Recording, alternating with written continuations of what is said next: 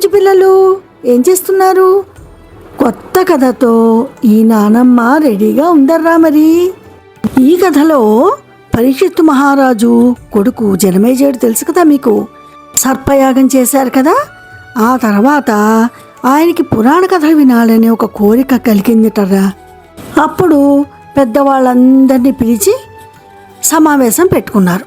ఆ సమావేశానికి ఇగో ఇక్కడ ఫోటోలో కనిపిస్తున్నారు చూసారా, వ్యాస భగవానుడు.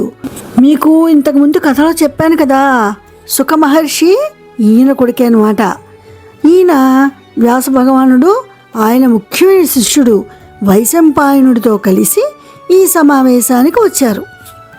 అయితే జనమేజయుడు వ్యాస మహామునిని ఏమని అడిగారంటే, మీరు పెద్దవారు కదా, కురుక్షేత్ర యుద్ధం జరగకుండా ఎందుకు ఆపలేదు అని అడిగారట.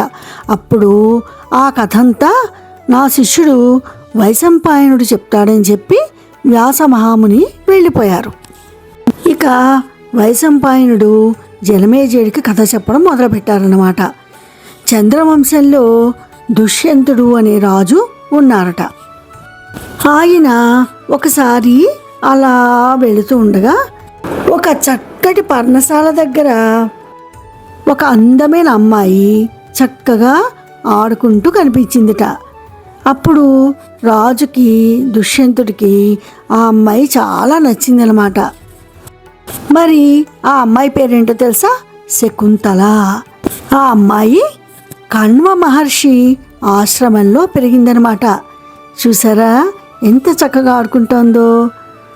ఇక దుష్యంత మహారాజుకి శకుంతల చాలా నచ్చిందిట.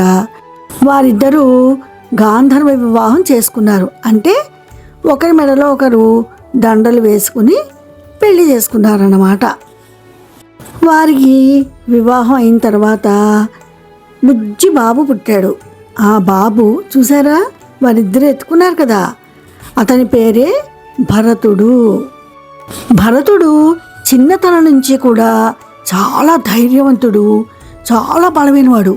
చిన్నతనంలోనే సింహాలతోటి ఫైట్ చేసేవారట. ఇక మన దేశానికి భారతదేశం అనే పేరు ఎలా వచ్చిందో తెలుసా మీకు?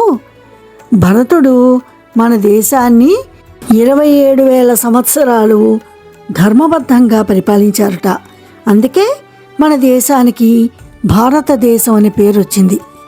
ఇదర్రా పిల్లలు, కథ బాగుందా? ఇంకొక మంచి కథతో మళ్ళీ వస్తానురా. Bye bye.